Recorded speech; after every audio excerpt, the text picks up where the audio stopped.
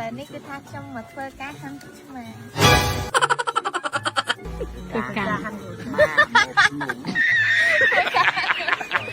ទៅមកអីចឹង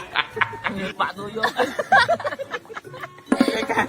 រងថ្ងៃហ្នឹងគឺនៅតែផ្ទះពេកចឹងថ្ងៃនេះគឺថាចង់មកបទូអារម្មណ៍ចឹងណាឡើងមកដល់លើភ្នំតែម្ដងហើយបងនិយាយពីរឿងទេសភាពវិញគឺស្អាតខ្លាំងមែនតើមើលតែផ្កាទៅដឹងហើយបងប្អូនហើយរីកពេញភ្នំយើងឈរពីលើភ្នំមើលទេសភាពខាងក្រោមមកឡងស្អាតមែនតើចឹងហើយទៅថ្ងៃហ្នឹងគ្រួសាររបស់ខ្ញុំគឺនាំគ្នាមកញ៉ាំអីនៅលើភ្នំហ្នឹងឯងថ្ងៃហ្នឹងគឺថាយើងយករបស់ធម្មជាតិមកទាំងអស់ឥឡូវនេះម៉ាក់ក៏ដូចជាបងចើមពូខ្ញុំម៉ាយាយខ្ញុំឯហ្នឹងកំពុងតែរៀបចំធ្វើម្ហូបហើយចាបងប្អូនអរគ្នាឥឡូវនេះគឺថាខ្ញុំមកធ្វើការហាន់ក្រូចឆ្មាធ្វើការហាន់ក្រូចឆ្មាទៅមកអីចឹងបាក់ទូយកការហាន់ក្រូចឆ្មា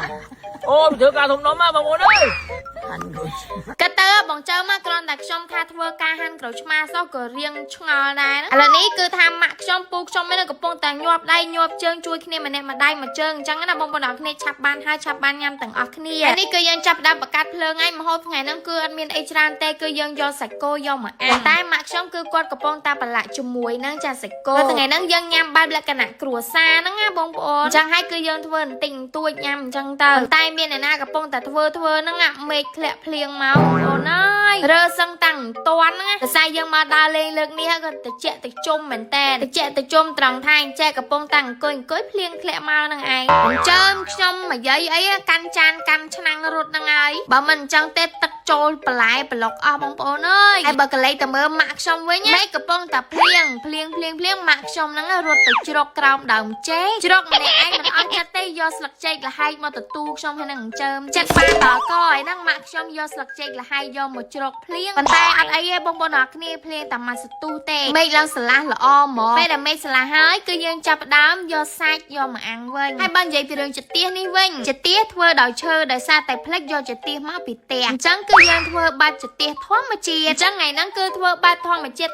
ទាំងអស់តែម្ដងអានេះគឺជាសាច់គោដែលយើងត្រូវអាំងថ្ងៃហ្នឹងតំណងអត់បងប្អូនថ្ងៃហ្នឹងគឺថាគ្រួសាររបស់ខ្ញុំគឺមកដើរលេងលើភ្នំហ្នឹងដើម្បីបំបត្តិ stress ដោយសារតែយើងធ្វើការងារច្រើនមួយរយៈហ្នឹងមកហើយបងប្អូនទាំងអស់គ្នាអើយអញ្ចឹងហើយទៅយើងមកដើរលេងលើភ្នំដើម្បីស្រូបខ្យល់អាកាសអញ្ចឹងណាពេលត្រឡប់មកដល់ផ្ទះវិញហ្នឹងម៉ាយាយខ្ញុំគឺគាត់ឡើងភ្នំអញ្ចឹងហើយគឺគាត់រៀងរួយចកេះចុកដៃចុកជើងអញ្ចឹងហើយទៅខ្ញុំមកបិទជាមួយនឹងកាអៀកក្តៅស៊ីធម្មជាតិកាអៀកនេះដែរគឺថាផ្ដោតទៅលើអ៊ំពូមីងតាយាយដែលគាត់កំពុងតែឈឺដៃឈឺជើងឈឺជង្គង់ឈឺស្មាកពួនដៃកពួនជើងឈឺចកេះរួយកកឧស្សាហ៍ស្ពឹកសពុតនៃហ្នឹងណាបងប្អូនអើយបិទទៅគឺថាស្រួលខ្លួនមែនតើបិទទៅគឺក្តៅងុំល្អហើយក្អៀកនេះពេលដែលបិទទៅក្តៅងុំល្អគឺថាកាត់បន្ថយឈឺបានលឿនហើយក្លិនប្រហើរធ្វើឲ្យយើងកេងលក់ស្រួលទៀតអ៊ំពូមីងតាយាយអើយតែបើសិនជាពុកម៉ែបងប្អូនអរគ្នាធ្វើការទិញឥឡូវគឺមានការបញ្ចុះតម្លៃពិសេសតែម្ដងអញ្ចឹងអ៊ំពូមីងដែលក៏កំពុងតែឈឺដៃឈឺជើងឈឺចកេះឈឺស្មាឈឺខ្នងអាចបិទជាមួយនឹងកាអៀកក្តៅ